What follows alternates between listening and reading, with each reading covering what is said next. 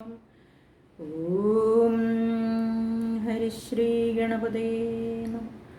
അവിഘ്നമസ്തു. അഗജാനന പദ്മാർക്കം ഗജാനനമഹർനിശം അനേകദന്തം ഭക്താനാം ഏകദന്തമുപാസ്മഹേ.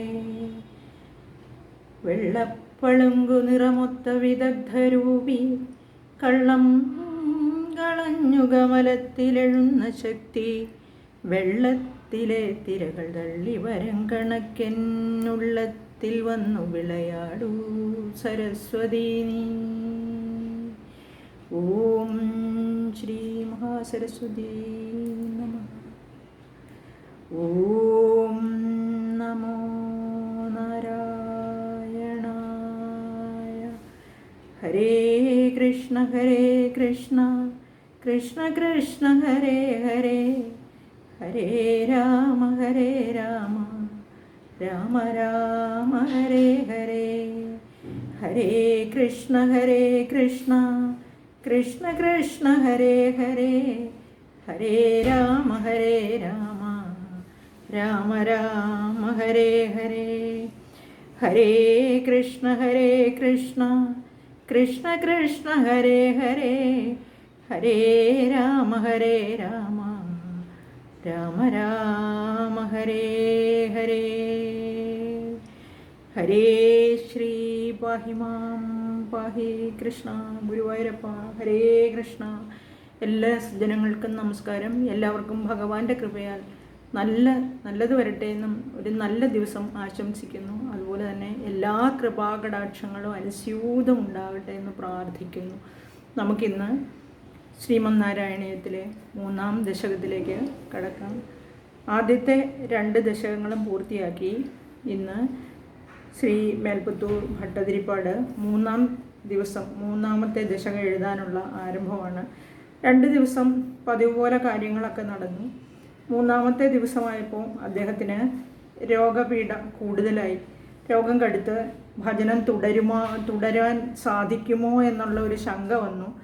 അങ്ങനെ അദ്ദേഹം എന്താണ് ചെയ്യേണ്ടത്, ഈ ഭജനം ഇടയ്ക്ക് വെച്ച് നിർത്തേണ്ടി വരുമോ എന്ന് ശങ്കിച്ച്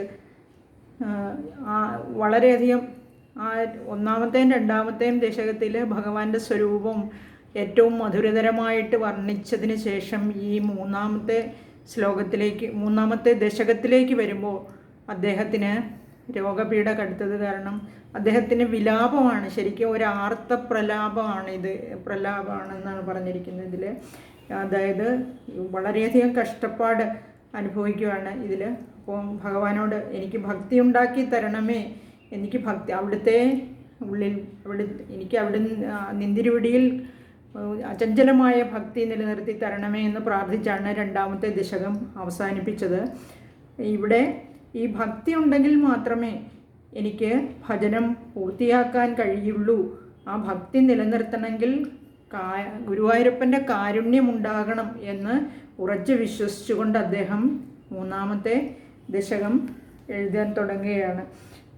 രോഗം നല്ല കടുത്ത അവസ്ഥയിലാണ്. ഇതിൽ അദ്ദേഹം ഇങ്ങനെ ഒരു ശങ്കയാണ്, ഭജനം തുടരാൻ കഴിയുമോ, എങ്ങനെ ഒരു ദ്വന്ദ്വ യുദ്ധം നടക്കുവാണ് ഭക്തിയും രോഗവും തമ്മിലുള്ള ഈ ശ്ലോകം എഴുതുമ്പോൾ.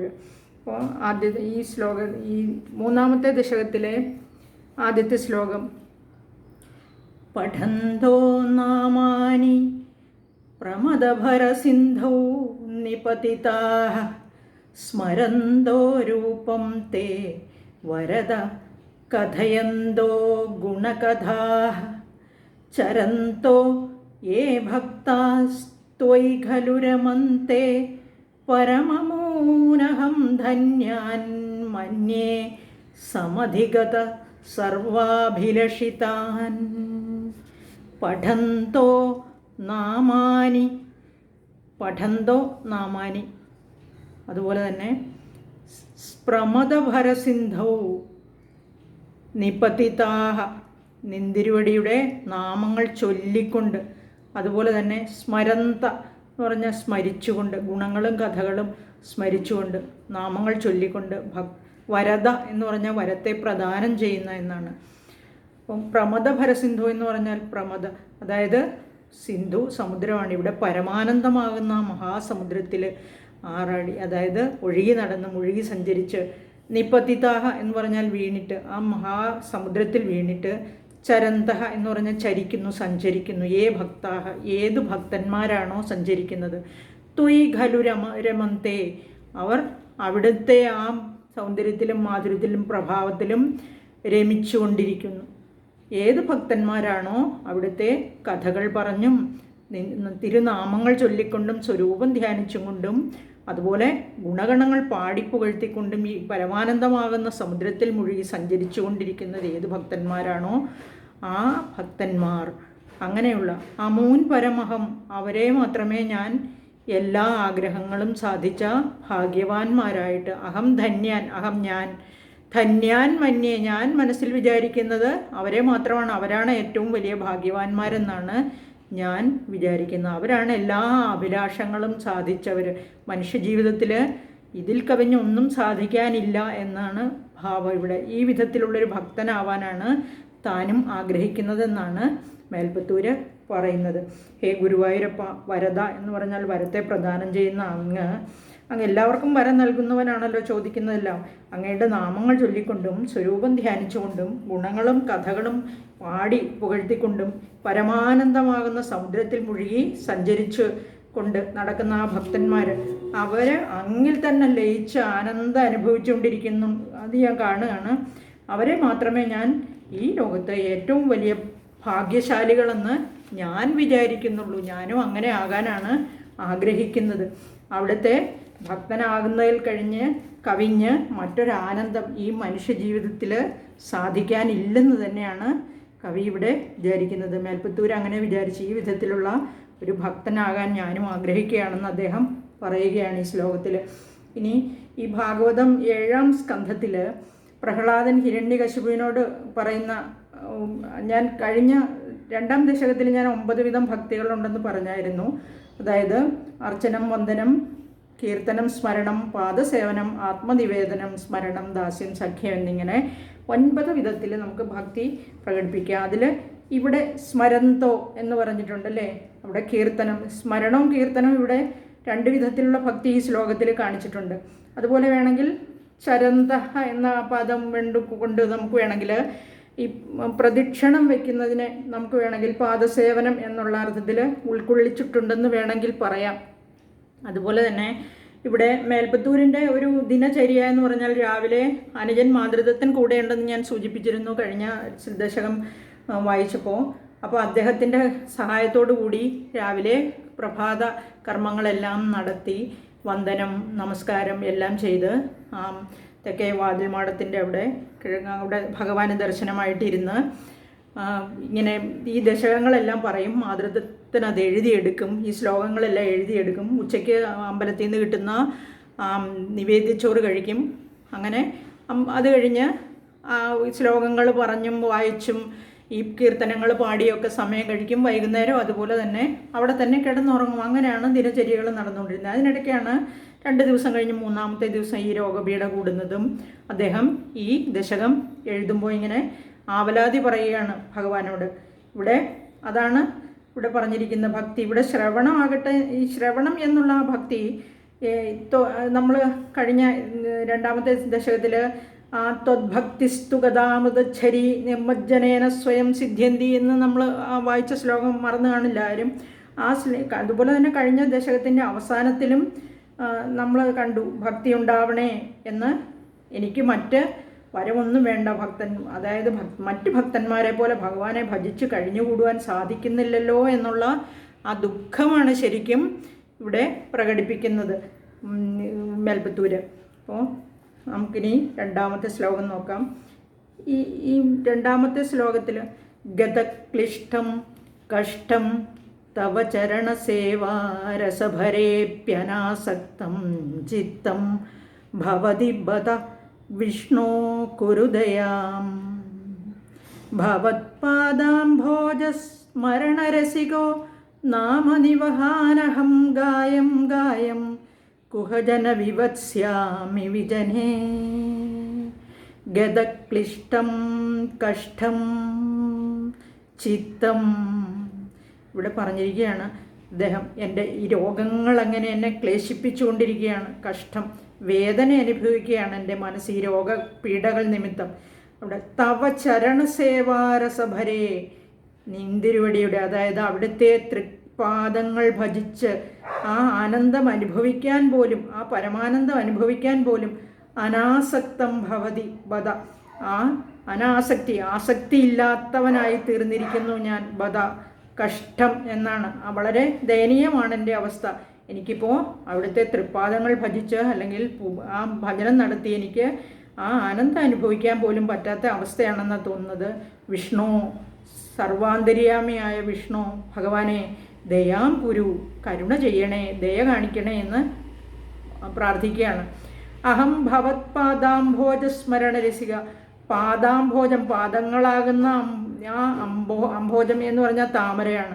അവിടുത്തെ പാദങ്ങളാകുന്ന പാദാരവിന്ദങ്ങളെ സ്മരണ രസിക, അതായത് സ്മരിച്ച് ധ്യാനിച്ച് രസിച്ച് ആ ഒരു രസികനാകാനാണ് ഞാൻ ആഗ്രഹിക്കുന്നത്.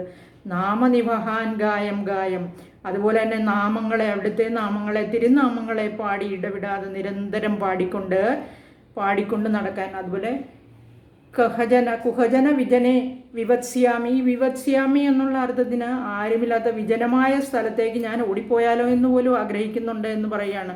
അതായത് രോഗപീഠ നിമിത്തം ഭജിക്കാൻ കഴിയുന്നില്ലാത്ത ഒരു അവസ്ഥ വരികയാണ്. അപ്പോൾ ഈ അദ്ദേഹം വിചാരിക്കുന്നത് എവിടെയെങ്കിലും പോയി വല്ല ദിക്കിലും പോയി ഇരിക്കണോ എന്ന് വിചാരിക്കും. ഇനി ഈ വിവത്സ്യാമി എന്നുള്ള വാക്കിന് സ്യ അല്ലാതെ വിവത്സാമി എന്നാണെങ്കിൽ അതിൻ്റെ അർത്ഥം ഈ രോഗക്ലേശം കൊണ്ട് ഇവിടെ വിട്ട് മറ്റെവിടെയെങ്കിലും ചെന്നിരിക്കാൻ തോന്നിപ്പോകുന്നു എന്നാണ്. ഒരു സ്യ സ രണ്ട് ആ വാക്കിൻ്റെ വ്യത്യാസം ശ്രദ്ധിക്കുക. ഒരു ആ യകാരം വരുന്നത് കൊണ്ട് വ്യത്യാസം വരുന്നത്. അപ്പോൾ അവിടെ അർത്ഥം മാറിപ്പോകുന്നുണ്ട് അന്നേരം അല്ലേ. കുഹജന വിവത്സ്യാമി വിജനെ, വിജനം എന്ന് പറഞ്ഞാൽ ജനങ്ങളില്ലാത്തിടം, അതായത് വിജനമായ സ്ഥലത്തേക്ക് ഓടിപ്പോയാലോ എന്ന് പോലും വിചാരിക്കുകയാണ്. ഇവിടെ രോഗം നിശേഷം മാറി ഈ ക്ഷേത്രത്തിൽ മറ്റു ഭക്തന്മാരെ പോലെ പ്രദക്ഷിണ നമസ്കാരങ്ങളൊക്കെ ചെയ്ത് ഭജിക്കാൻ അദ്ദേഹത്തിന് സാധിക്കണം. അതിന് അവിടുന്ന് ഗുരുവായൂരപ്പൻ കനിയണം എന്ന് പ്രാർത്ഥിച്ചു. അതിനെ സാധിക്കാത്ത അവസ്ഥ വന്നാൽ, അതായത് രോഗം മൂർച്ഛിച്ചാൽ, വേണ്ടെന്ന് വെച്ച് ഈ ഭജനം വേണ്ടെന്ന് വെച്ച് പോകേണ്ടി വന്നാലും എനിക്ക് അവിടുത്തെ പാദാരവിന്ദങ്ങളെ സ്മരിച്ചും നാമം ചൊല്ലിയും തന്നെ കാലം കഴിച്ചു കൂട്ടണമെന്ന് എനിക്ക് ആഗ്രഹമുണ്ട്. അങ്ങനെ വല്ല ദിക്കിലും പോയിരിക്കണം അവിടുത്തെ വിചാരിച്ചുകൊണ്ട്. വിജനമായ എവിടേക്കെങ്കിലും ഓടിപ്പോയാലെന്ന് എന്ന് പോലും തോന്നുന്നു എന്നാണ് ഈ ശ്ലോകത്തിൽ അദ്ദേഹം പറഞ്ഞിരിക്കുന്നത്. ഇനി ഗതക്ലിഷ്ടം കഷ്ടം തവ ചരണരേ സേവാരസഭരേപ്യനാസക്തം ചിത്തം ഭവതി ബദ വിഷ്ണോ കുരുദയാം ഭവത്പാദാംഭോജസ്മരണരസികോ നാമ നിവഹാനഹം ഗായം ഗായം കുഹജന വിവത്സ്യാമി വിജനേ. ഇനി മൂന്നാമത്തെ ശ്ലോകം നോക്കാം. കൃപാ തേ ജാതാ ചേത് കിമിവ നഹി ലഭ്യം തനുഭൃതാം മദീയ ക്ലേശൗഘ പ്രശമന ദശാനാമ കിയതി ന കേ ലോകേസ്മിന്നനിശമൈൽ ശോകാഭിരഹിത ഭവദ്ഭക്ത മുക്ത സുഖഗതിമസക്ത വിദധതേ. കൃപാ തേ ജാത, അവിടുത്തേക്ക് ദയ ഉണ്ടായെങ്കിൽ. ഇവിടെ ഈ ശ്ലോകത്തിൽ പറയുന്നത്, ഇവിടെ ഗുരുവായൂരപ്പൻ്റെ കാരുണ്യം ഉണ്ടായാൽ സാധ്യമാകാത്തതൊന്നുമില്ലെന്ന് അദ്ദേഹം പറഞ്ഞ് സമർത്ഥിച്ചിരിക്കുന്ന ഇതിൽ. അതായത് കൃപാ തേ ജാത, കൃപയുണ്ടായി എങ്കിൽ, അവിടുത്തേക്ക് എന്നിൽ ദയുണ്ടായി എങ്കിൽ, തനുഭൃതാം കിം ഇവ, അതായത് തനു, അതായത് ദേഹം ധരിച്ചിട്ടുള്ള ആത്മാവും ആ ദേഹത്തിൽ ആത്മാവ് വരുമ്പോഴാണ് ദേഹവും ദേഹിയും കൂടെ കുടിച്ചിരുന്നതാണ് നമ്മളല്ലേ. അപ്പോൾ ആ ദേഹികൾക്ക് എന്ന് പറഞ്ഞാൽ ഇവിടെ ഭക്തന്മാർക്ക് എന്താണ് ലഭിക്കാൻ പ്രയാസമുള്ളത് എന്ന് ചോദിച്ചിരിക്കുകയാണ്. കിം തനുഭൃതാം കിം, എന്ത് ആണ് ലഭിക്കാൻ പ്രയാസമുള്ളത്? ക്ലേശൗഘ പ്രശമന ദശ നാമകീയതി, എൻ്റെ ക്ലേശങ്ങൾ തീർക്കുക എന്നുള്ളത് എത്ര നിസ്സാരമായിട്ടുള്ള കാര്യമാണ്. ഐ അസ്മിൻ ലോകേ കേകേ ഭവത് ഭക്താഹ, അല്ലയോ ഗുരുവായൂരപ്പ, അവിടുന്ന് ഈ ലോകത്തിൽ ഏതേത് ഭക്തന്മാർക്ക്, അനിശം എന്ന് പറഞ്ഞാൽ ആ രാത്രിയും പകലുമാണ്. നിശയും അതായത് നിശ രാത്രി, അനിശം പകൽ, അതായത് പകലും രാത്രിയും. ശോകാഭിരഹിത എല്ലാ സമയം, അതായത് രാത്രി എന്നോ പകലെന്നോ ഭേദമില്ലാതെ എല്ലാ സമയവും. ശോകാഭിരഹിത എല്ലാ സമയവും ദുഃഖമൊന്നും കൂടാതെ അവിടുത്തെ ഏതേത് ഭക്തന്മാർ മുക്താഹ ജീവൻ മുക്താവസ്ഥയെ പ്രാപിച്ച്, അതായത് മുക്തിയെ പ്രാപിച്ച്, അസക്താഹ ഒന്നിലും ആസക്തിയില്ലാതെ താല്പര്യമില്ലാതെ, സുഖഗതിംന വിദധതേ സ്വൈര സഞ്ചാരം ചെയ്യുന്നില്ല എന്ന് ചോദിച്ചിരിക്കുകയാണ്. അതായത് അവിടുത്തെ ഭജിച്ച് സർവ്വ അഭിലാഷങ്ങളും സാധിച്ച് സ്വൈരസഞ്ചാരം നടക്കുന്നു ഭക്തന്മാരെല്ലാവരും. അവിടുന്ന് വിചാരിച്ചാൽ എന്താണ് അസാധ്യമായിട്ടുള്ളത്? എല്ലാ ഭക്തന്മാരും അങ്ങനെ നല്ല സന്തോഷിച്ചിരിക്കുമ്പോൾ എനിക്ക് മാത്രം അങ്ങനെ ചെയ്യാൻ കഴിയുന്നില്ലല്ലോ, എനിക്ക് ഈ രോഗം കൊണ്ട് എനിക്ക് ഒന്നും ചെയ്യാൻ പറ്റുന്നില്ലല്ലോ, എൻ്റെ രോഗക്ലേശങ്ങൾ തീർത്തു തരുവാൻ കരുണയുണ്ടാകണമേ എന്ന പ്രാർത്ഥനയാണ് ഈ ശ്ലോകത്തിലും. ഇനി 4ാമത്തെ ശ്ലോകം നോക്കാം. മുനിപ്രൗഢാരൂഢ ജഗതി ഖലു ഗൂഢാത്മഗതയോ ഭവത്പാദാംഭോജസ്മരണവിരുജോ നാരദമുഖാഃ ചരന്തീശ സ്വൈരം സതത പരിനിർഭാതപരചിത് സദാനന്ദാദ്വൈത പ്രസരപരിമഗ്നാഃ കിമപരം. മുനിപ്രൗഢാരൂഢ, അതായത് സർവേശ്വരനായ ഗുരുവായൂരപ്പനോട് പറയാണ് ഗൂഢമായ ആത്മഗതിയുള്ളവർ. അതുപോലെ അവിടുത്തെ പാതാരബിന്ദങ്ങൾ, അതായത് അവിടുത്തെ തൃപ്പാദങ്ങൾ മനസ്സിൽ വിചാരിച്ചും അവിടുത്തെ സ്തുതിച്ചും ആരോഗ്യമുള്ളവരായ, അതായത് രോഗമില്ലാത്ത അവസ്ഥയാണ് ആരോഗ്യമുള്ളത് അല്ലേ.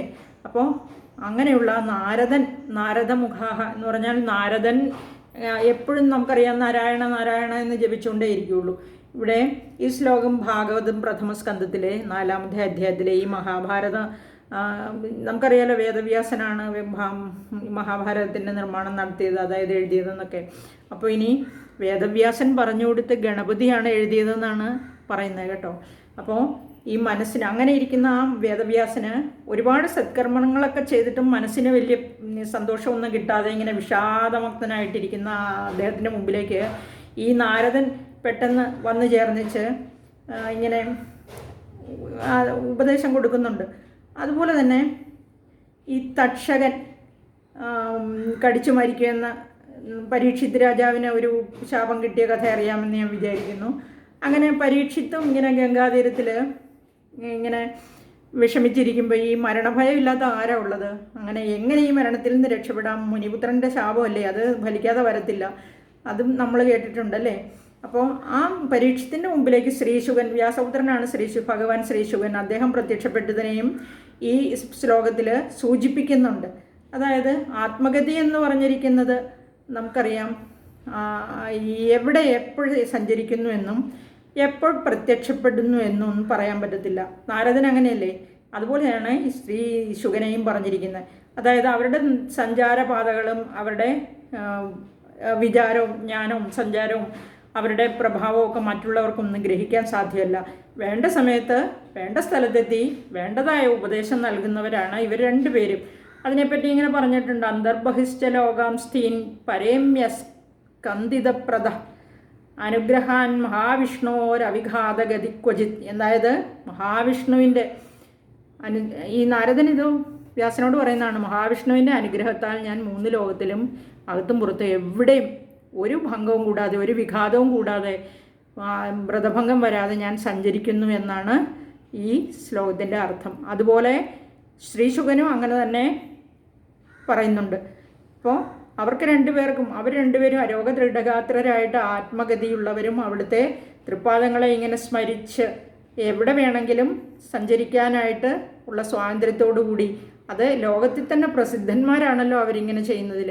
അവർ എപ്പോഴും പ്രകാശിച്ചുകൊണ്ടിരിക്കുന്ന ആ പരമാനന്ദത്തിൽ ഈ അഖണ്ഡ സച്ചിദാനന്ദത്തിൽ മുഴുകിക്കൊണ്ട് സ്വൈരസഞ്ചാരം ചെയ്യുന്നു. മറ്റെന്ത് വേണം? ഇവിടെ ആ മുനിമാരെയാണ് ഈ ശ്ലോകത്തിൽ പറഞ്ഞിരിക്കുന്നത്. സദാനന്ദാദ്വൈത പ്രസര പരിമഗ്നാഹ കിമപരം. കിം അപരം എന്ന് പറഞ്ഞാൽ മറ്റെന്ത് വേണം എന്നാണ്.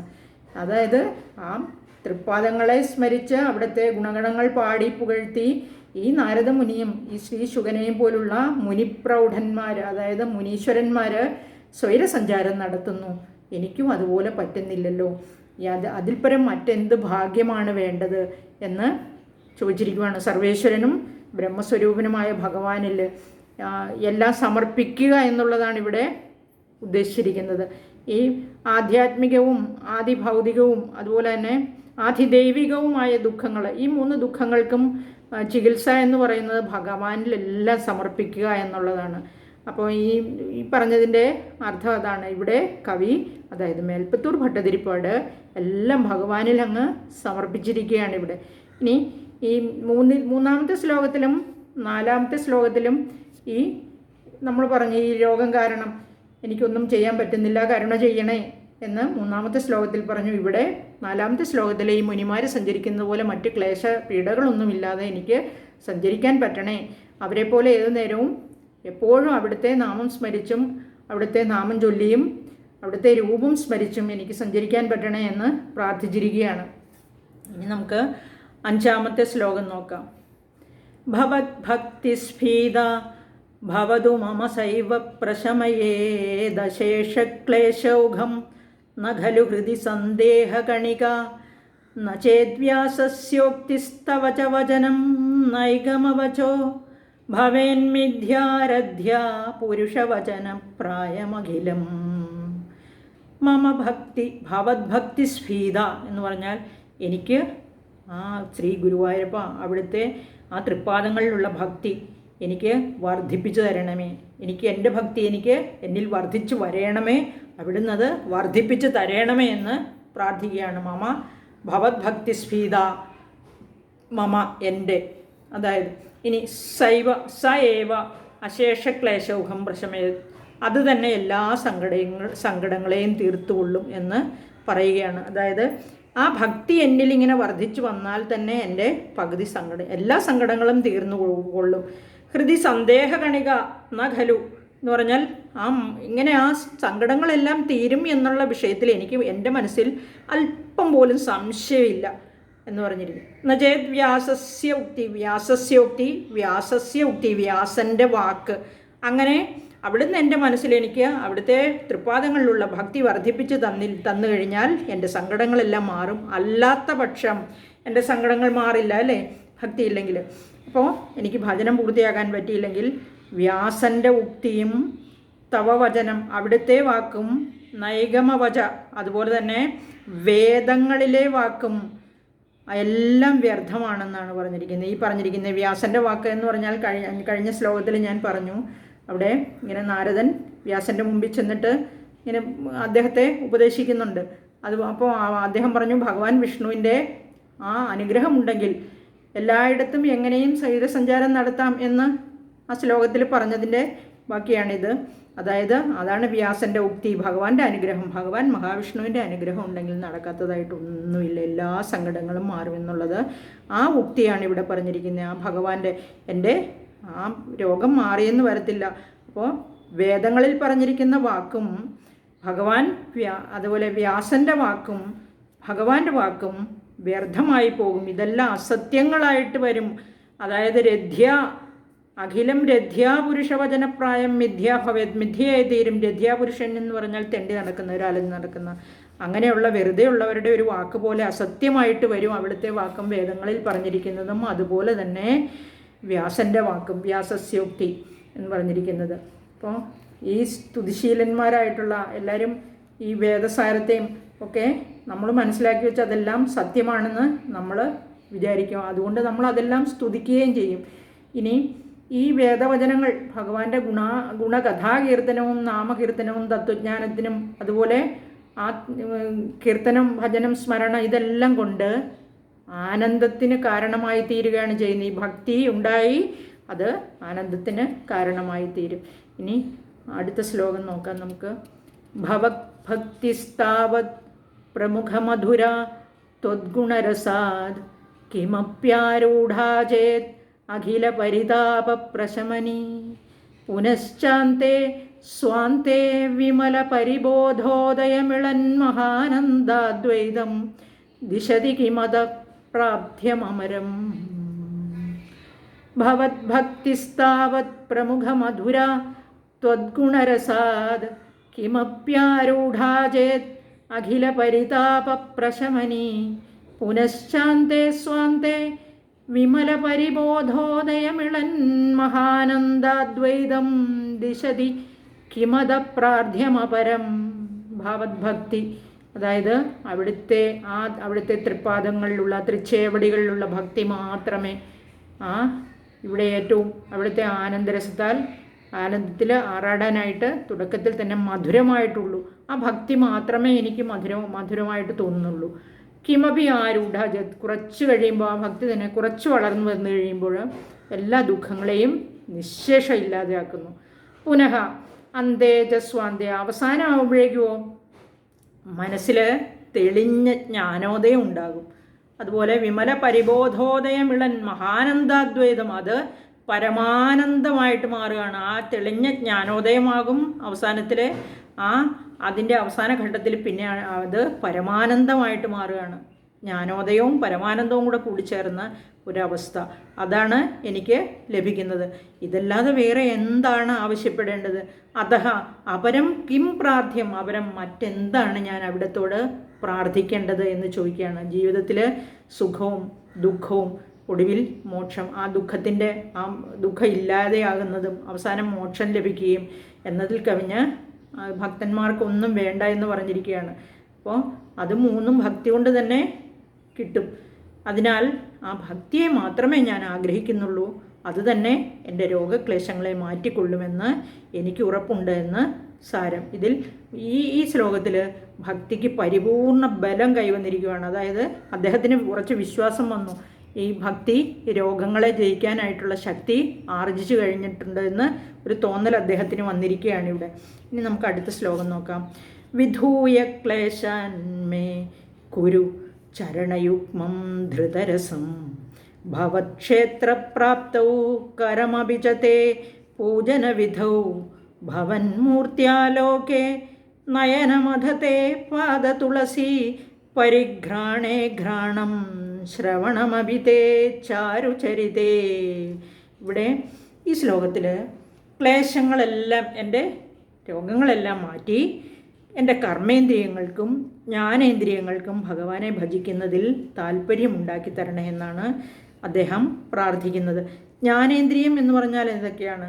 കണ്ണുകൾ കൊണ്ട് കാണുക, ചെവികൾ കൊണ്ട് കേൾക്കുക, മൂക്കുകൊണ്ട്, അതായത് ഈ പഞ്ചേന്ദ്രിയങ്ങളുടെ അതിലെ 3 ഇവിടെ പറഞ്ഞിട്ടുള്ളത്. അപ്പോൾ ഇവിടെ നോക്കാം. വിധൂയ ക്ലേശാന്മേ കുരു ചരണയുഗ്മം ധൃതരസം എന്നാണ് പറഞ്ഞിരിക്കുന്നത്. അതായത് രോഗങ്ങൾ മാറ്റി എൻ്റെ 2 കാലിനും, ചരണയുഗ്മം, ചരണം കാലുകൾ, യുഗ്മം 2, അപ്പോൾ 2 കാലിനും അവിടുത്തെ മുമ്പിലെത്താനും, അതുപോലെ കയ്യിൽ എന്താ ചെയ്യേണ്ടത് അത് അവിടത്തേക്ക് അർച്ചന ചെയ്യാനുള്ള, അത് ഭക്തിയുടെ ഒരു പ്രകാരമാണെന്ന് പറഞ്ഞല്ലോ, അവിടുത്തെ പൂജ ചെയ്യാനും, കണ്ണിന് അവിടുത്തെ ആ തിരുസ്വരൂപം കാണാനും, പിന്നെ മൂക്കിന് അധഘ്രാണം തേ പാദ തുളസി പരിഘ്രാണേ, അതായത് അവിടുത്തെ തൃപ്പാദങ്ങളിൽ വീണ് കിടക്കുന്ന തുളസിയുടെ മണം എൻ്റെ മൂക്കിന് അനുഭവിക്കാനും പറ്റണം. അതുപോലെ ശ്രവണം തേ ചാരുചരിത, ചാരു മനോഹരമായ അവിടുത്തെ ചരിതം, അവിടുത്തെ കഥകൾ എൻ്റെ ശ്രവണം, അതായത് എൻ്റെ കാതുകൾക്ക് അവിടുത്തെ മധുര കഥകൾ, മനോഹരമായ ചരിതങ്ങൾ പാടിക്കേൾക്കാനും ഇടയാക്കി തരണേ എന്ന്. ധൃതരസം ഗുരു, അതായത് അത് എനിക്ക് അങ്ങനെ കേൾക്കുവാനും കാണുവാനും ആ തുളസിയുടെ ആ സുഗന്ധം നുകരാനും ഒക്കെയുള്ള ഉത്സാഹം ഉണ്ടാക്കി തരണേ. ധൃതരസം ഗുരു എന്ന് പറഞ്ഞാൽ കുരു എന്ന് പറഞ്ഞാൽ ചെയ്യുക എന്നർത്ഥം. അപ്പോൾ കാല്, കയ്യ് ഒക്കെ കർമ്മേന്ദ്രിയങ്ങളാണ്, പ്രവൃത്തി ചെയ്യാനുള്ളതാണ്. കണ്ണ്, കാത്, മൂക്ക് ഇവകൾ ജ്ഞാനേന്ദ്രിയങ്ങളാണ്. ഭഗവാന്റെ നേരെ ഈ താല്പര്യം ജനിപ്പിച്ചു തരണേ എന്നാണ് ഈ ശ്ലോകത്തിൽ അദ്ദേഹം പ്രാർത്ഥിച്ചിരിക്കുന്നത്. വാക്ക് കർമ്മേന്ദ്രിയത്തിന് ഗുണകഥാകഥനം, അതായത് ഗുണകഥ പാടാനായിട്ട് താല്പര്യം ഉണ്ടാക്കി തരണേ എന്ന് പ്രാർത്ഥനയും ഇവിടെ പറഞ്ഞിരിക്കുന്നു. ഇവിടെ നമ്മൾ 1ാമത്തെ ശ്ലോകത്തിൽ വായിച്ചു കഥയെന്തോ ഗുണകഥാഹ എന്ന്. ആദ്യമേ അത് ഭക്തന്മാരുടെ ലക്ഷണമാണ്. ശ്രവണം, കീർത്തനം, പാദസേവനം, അർച്ചനം, വന്ദനം, ഈ 5 വിധം ഭക്തിയും ഈ ശ്ലോകത്തിലുള്ളതായിട്ട് നമുക്ക് കാണാം. ഇനി അടുത്തത് 8ാമത്തെ ശ്ലോകം. പ്രഭൂതാധിവ്യാധി പ്രസഭചലിതേ മാമകഹൃതി ത്വദീയം തദ്രൂപം പരമരസചിദ്രൂപമുദിയാത് ഉതഞ്ചദ്രോമാഞ്ചോ ഗളിതബഹുഹർഷാശ്രുനിവഹോ യഥാ വിസ്മര്യാസം ദുരുപശമ പീഡാ പരിഭവാൻ.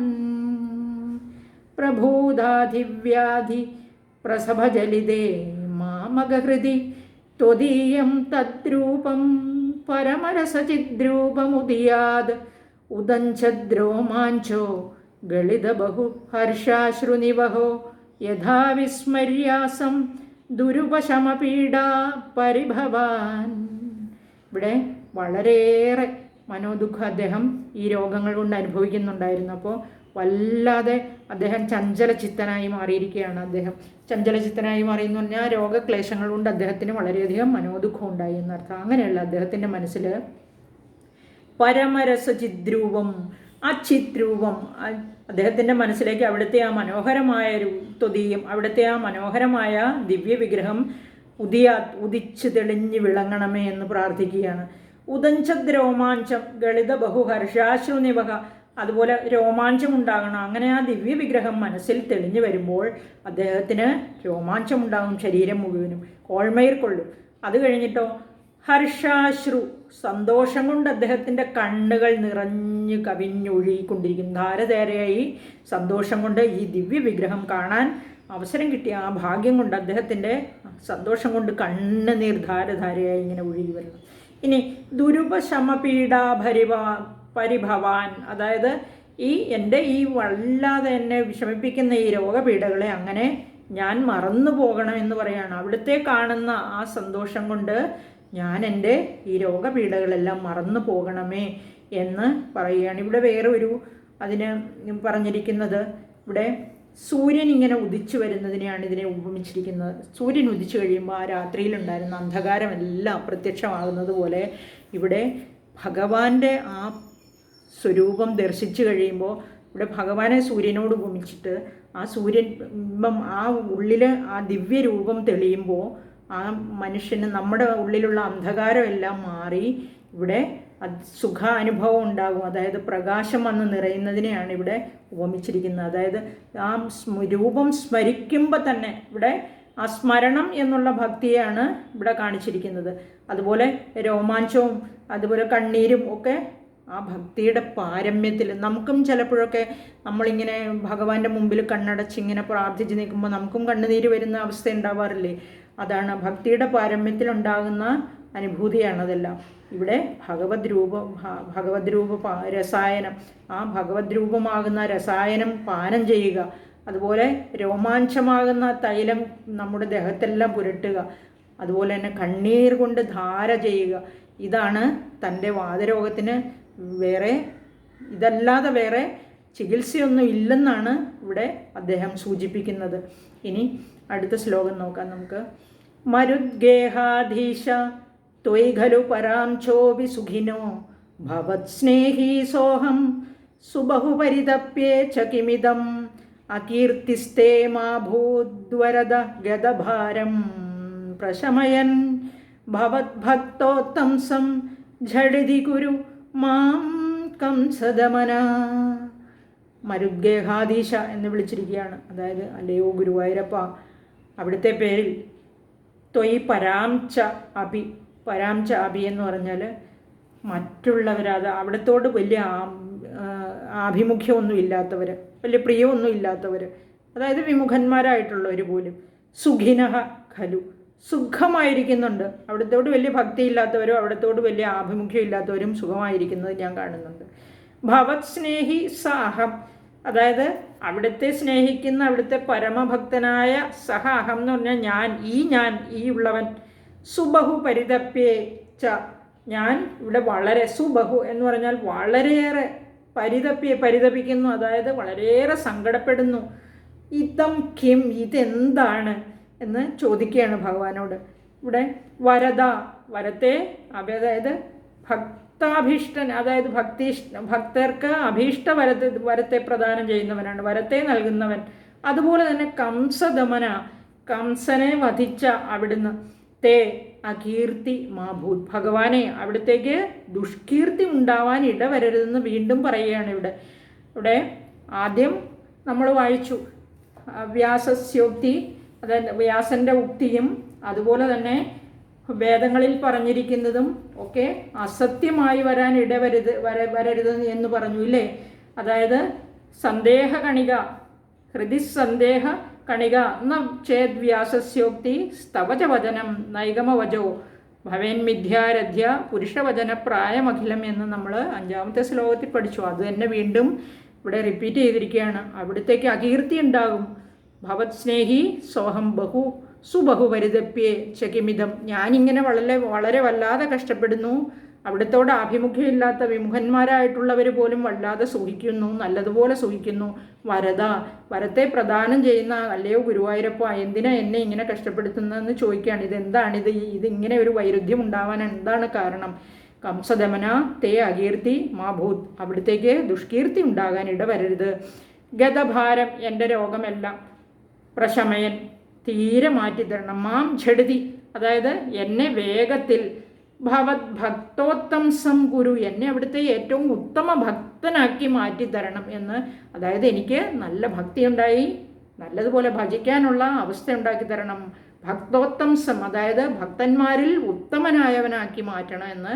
ഇവിടെ സഖാഭാവ, അതായത് സഖാവ് അതായത് ഇവിടെ സഖ്യം എന്നുള്ള ഭക്തിയാണ് ഈ ശ്ലോകത്തിൽ വന്നിരിക്കുന്നത്. ഒരു സുഹൃത്തിനോട് പറയുന്നത് പോലെയാണ് ഇവിടെ പറഞ്ഞിരിക്കുന്നത് ഭഗവാനോട്. അല്ലയോ ഗുരുവായൂരപ്പ, ഭക്തന്മാർക്ക് വരത്തെ പ്രദാനം ചെയ്യുന്നവനെ, കംസനെ വധിച്ചവനെ എന്നൊക്കെ. ഇവിടെ കംസനെ കൊന്നതുപോലെ എൻ്റെ രോഗത്തെ കൊല്ലണം എന്നാണ് പറഞ്ഞിരിക്കുന്നത്. അതുപോലെ തന്നെ ഈ പ്രഹ്ലാദനെയും അതുപോലെ ഗജേന്ദ്രമോക്ഷമൊക്കെ നമുക്കറിയാവുന്ന കഥകളാണ് അല്ലേ. പ്രഹ്ലാദനെ തുണിയുടെ നൃസിംഹമായിട്ട് വന്ന് വധിച്ചതും നമുക്കറിയാം. അപ്പോൾ അവരെയൊക്കെ രക്ഷിച്ചതുപോലെ എന്നെയും രക്ഷിക്കണം. കംസനെ വധിച്ചതുപോലെ എൻ്റെ രോഗത്തെയും നിഗ്രഹിക്കണമെന്നാണ് ഇവിടെ പരോക്ഷമായിട്ട് സൂചിപ്പിച്ചിരിക്കുന്നത്. ഇനി അടുത്ത ശ്ലോകം, അതായത് 10ാമത്തെ ശ്ലോകമാണ് 3ാം ദശകത്തിലെ. കിമുക്തൈർഭൂയോഭിസ്തവ ഹി കരുണായാവദുദിയാദഹം താവദ്ദേവ പ്രഹിത വിവിധാർത്ഥ പ്രലപിതഃ പുരക്ലിപ്തേ പാദേ വരദ തവ നേഷ്യാമി ദിവസാൻ യഥാശക്തി വ്യക്തം നദിനുതി നിഷേവ വിരജയൻ. ഭൂയോഭി ഉക്തൈക്കിം, അതായത് ഞാൻ എന്തിനാണ് വളരെയേറെ പറയുന്നത്, അതായത് വളരെയധികം ഇങ്ങനെ ഞാൻ പറഞ്ഞിട്ട് എന്താണ്. അതായത് സഖാത്വത്തിന്, അതായത് സുഹൃത്തിനോട് പറയുന്നത് പോലെയാണ് കഴിഞ്ഞ ശ്ലോകത്തിൽ പറഞ്ഞതെന്ന് പറഞ്ഞു. അപ്പോൾ അത് തന്നെ വീണ്ടും റിപ്പീറ്റ് ചെയ്യുകയാണ്. ഞാൻ എന്തിനാ ഇങ്ങനെ വളരെയധികം പറയുന്നത്? ഭൂയോഭി, വളരെയധികം പറഞ്ഞിട്ട്, ഉക്തൈ പറഞ്ഞിട്ട്, കിം എന്താവാനാ, വരദ വീണ്ടും പറഞ്ഞിരിക്കുകയാണ്. വരത്തെ നൽകുന്നവനെ, പ്രദാനം ചെയ്യുന്നവനെ, ദേവാ ഗുരുവായൂരപ്പ, തവ കരുണ യാവതുദിയാത്താവത്, അതായത് അവിടുത്തെ കരുണ ഉണ്ടാവുന്നത് വരെ ഞാൻ പലവിധം ആവലാതി ഇങ്ങനെ പറഞ്ഞുകൊണ്ടിരിക്കുകയാണല്ലോ. അതെല്ലാം അഹം വിവിധാർത്ഥ പ്രലപിത, ഇങ്ങനെ വളരെയധികം പ്രലപിച്ച്, അതായത് സങ്കടം പറഞ്ഞുകൊണ്ടിരിക്കുന്നത് ഞാൻ ഉപേക്ഷിക്കുകയാണ് എന്ന് പറയാം. ആവലാതി പറയുന്നില്ല, ഇനി ഒരു സങ്കടവും ഞാൻ പറയുന്നില്ല എന്ന് ഈ ശ്ലോകത്തിൽ പറയുകയാണ്. പുരക്ലിപ്തേ തവ പാദേ, അതായത് പുരഹ എന്ന് പറഞ്ഞാൽ മുമ്പിൽ വിളങ്ങുന്നവനായ, എൻ്റെ മുമ്പിൽ വിളങ്ങുന്ന അവിടുത്തെ ഈ തൃപ്പാദങ്ങളിൽ, തവ പാദേ നിൻ്റെ തൃപ്പാദങ്ങളിൽ, അതായത് അല്ലയോ ഗുരുവായൂരപ്പ വരം നൽകുന്നവനെ, അവിടുത്തെ തൃപ്പാദങ്ങളിൽ യഥാശക്തി കഴിയുന്നത് പോലെ, നതിനുതി നിഷേവ വിരചയൻ, കഴിയുന്നത് പോലെ നമസ്കാരം, സ്തുതി, ഭജനം ഇവയെല്ലാം നടത്തി ദിവസാന്വേഷ്യാമി, ഞാൻ എൻ്റെ ദിവസങ്ങളെ കഴിച്ചു കൂട്ടിക്കൊള്ളാം എന്ന് ഞാനിപ്പോൾ നിശ്ചയിക്കുകയാണ്. ഈ 10ാമത്തെ ശ്ലോകത്തിൽ അങ്ങനെ ഒരു തീരുമാനമെടുത്ത് അദ്ദേഹം, അതായത് ഈ ശ്ലോകം എഴുതാൻ, ഈ ദശകം 3ാം ദശകം എഴുതാൻ തുടങ്ങുമ്പോൾ അദ്ദേഹത്തിന് തീരെ വയ്യായിരുന്നു. അപ്പോൾ അങ്ങനെ വളരെയധികം വിഷമിച്ച് ഭഗവാനോട് ആവലാതികളെല്ലാം പറഞ്ഞ് ഈ 10ാമത്തെ ശ്ലോകമായപ്പോഴേക്കും അദ്ദേഹം തീരുമാനത്തിലെത്തി. അതായത് രോഗത്തിനെ ജയിച്ചു, ഭക്തി ജയിച്ചു. അതാണ്, ഭക്തി തന്നെയാണ് എല്ലാത്തിലും മുകളിലുള്ളത്. ആ ഭക്തി രോഗം മാറ്റിത്തരുവാനും ഭക്തി വർദ്ധിപ്പിച്ചു തരുവാനും കരുണ ഉണ്ടാവണേ എന്നാണ് ഈ ദശകത്തിൽ പ്രധാനമായിട്ടും പ്രാർത്ഥിക്കുന്നത്. ഇത് അദ്ദേഹം ഒരു ആർത്തഭാവത്തിൽ, അതാണ് ആവലാതി പറയലാണിത് ഇതിൽ അത്യന്തം കേൾക്കുന്നതും. അത് ആദ്യം മുതൽ ഈ ശ്ലോകത്തിൻ്റെ 1ാമത്തെ ശ്ലോകം മുതൽ 10ാമത്തെ ശ്ലോകം വരെ ആ ഒരു ധ്വനിയാണ് എല്ലാ ശ്ലോകങ്ങളിലും ഉള്ളത്. ആ 10ാമത്തെ ശ്ലോകമായപ്പോഴേക്കും അദ്ദേഹം തീരുമാനത്തിലെത്തി. അതായത് രോഗവും ഭക്തിയും തമ്മിലുണ്ടായിരുന്ന ആ യുദ്ധത്തിൽ ഭക്തി തന്നെ ഇവിടെ വിജയിച്ചതായിട്ട് നമുക്ക് കാണാൻ കഴിയും. ഇനി ഭാഗവതം 1ാം സ്കന്ധത്തിൽ പരീക്ഷിത്ത് മൃത്യുഭയത്തിൽ നിന്ന് രക്ഷപ്പെടാൻ വേണ്ടി, അതായത് മുനിപുത്ര ശാപം കൊണ്ട് മരിക്കും, 7 ദിവസം മരിക്കുന്നല്ലേ ശപിച്ചിരുന്നത്, അതിൽ നിന്ന് മുക്തി നേടാൻ വേണ്ടിയിട്ട് ഈ ഭാഗവതം കഥ കേൾക്കാൻ തുടങ്ങി അതിന് നിശ്ചയിച്ചതായിട്ട് നമുക്കറിയാം. അതുപോലെ തന്നെ ഇവിടെ ഈ രോഗങ്ങളിൽ നിന്ന് മുക്തി നേടാൻ വേണ്ടിയിട്ടാണ് അദ്ദേഹം ഈ ശ്രീമദ് നാരായണീയം എഴുതാൻ തുടങ്ങിയതെന്നും നമുക്കറിയാം. അതുപോലെ ഇതിൽ ആർത്തൻ, ജിജ്ഞാസു, അർദ്ധാർത്ഥി, ജ്ഞാനി, ഇങ്ങനെ 4 രീതിയിലാണ്. ഭാഗവതത്തിൻ്റെ ഒരു ഭാഗമാണല്ലോ ഭഗവത്ഗീത. ആ ഭഗവത്ഗീതയിൽ ഇങ്ങനെ ഈ ഭക്തന്മാരെ 4 വിധത്തിൽ പറഞ്ഞിട്ടുണ്ട്. ഇവിടെ ഈ ശ്ലോകത്തിൽ നമുക്ക് ആർത്തഭാവൻ, അതായത് ആർത്തഭാവത്തിലുള്ള ഭക്തനെ നമുക്ക് ഈ നാരായണീയത്തിൽ, ഈ ശ്ലോകത്തിൽ നമുക്ക്, ഈ ദശകത്തിൽ നമുക്ക് കാണാൻ സാധിക്കും. അതുപോലെ തന്നെ ഈ 3 ദശകങ്ങളും ഭാഗവതത്തിലെ പ്രഥമ സ്കന്ധം, ഇതിൽ 3 ദശകങ്ങളിലായിട്ട് വളരെ ക്രോഡീകരിച്ച്, അതായത് മുഖ്യമായിട്ടുള്ള കഥാപാത്രങ്ങളെ ഒന്നും പറഞ്ഞിട്ടില്ലെങ്കിലും അതിൻ്റെ അവിടെ ഇവിടെയൊക്കെ സൂചിപ്പിച്ച് വിട്ടിരിക്കുകയാണ്. ഈ 3 ദശകങ്ങൾ കൊണ്ട് ഭാഗവതം പ്രഥമ സ്കന്ധം അങ്ങ് തീരുകയാണ് ചെയ്യുന്നത്. അതിൻ്റെ സംഗ്രഹിച്ച രൂപമാണിത്. മറ്റ് സ്കന്ധങ്ങളെ സംഗ്രഹിക്കുമ്പോൾ ഭട്ടതിരി ചെയ്തിട്ടുള്ളത് ഇവിടെ എന്താണെന്ന് വെച്ചാൽ കഥാംശങ്ങളെല്ലാം വിട്ടുകളഞ്ഞ് ചില മുഖ്യ കഥാഭാഗങ്ങൾ മാത്രം ഒന്ന് സൂചിപ്പിച്ചാണിത് ചെയ്തിട്ടുള്ളത്, വളരെ ചുരുക്കി. അത് ഈ ആർത്തനായ ഭക്തൻ്റെ ഭക്തിയിലുള്ള ആ ദാർഢ്യം, ദൃഢത, അതാണ് ഇവിടെ എടുത്തു കാണിച്ചിരിക്കുന്നത്. അതായത് ഭക്തി ഉണ്ടെങ്കിൽ എല്ലാം നടക്കും. ഗുരുവായൂരപ്പനിലുള്ള അടിയുറച്ച ഭക്തി, അതാണിവിടെ പ്രത്യേകമായി എടുത്തു പറഞ്ഞിട്ടുള്ളത്. ഈ ദശകം ഇവിടെ അവസാനിക്കുകയാണ്. ഗുരുവായൂരപ്പൻ എല്ലാവരെയും അനുഗ്രഹിക്കട്ടെ. നന്ദി, നമസ്കാരം. കൃഷ്ണ ഗുരുവായൂരപ്പ, സർവത്ര ഗോവിന്ദ നാമസങ്കീർത്തനം, ഗോവിന്ദ ഗോവിന്ദ. എല്ലാവർക്കും മനസ്സിലായി കാണുമെന്ന് ഞാൻ വിചാരിക്കുകയാണ്. ഞാൻ കമൻ്റൊന്നും കാണുന്നില്ല, ആരും ഒന്നും ഇടുന്നതുമില്ല. ഞാനത് പ്രതീക്ഷിക്കുന്നുണ്ട്. ദയവായി കമൻറ്റ് ചെയ്യണം കേട്ടോ. വീണ്ടും നന്ദി. നമുക്ക് അടുത്ത വീഡിയോയിലൂടെ വീണ്ടും കേൾക്കാം.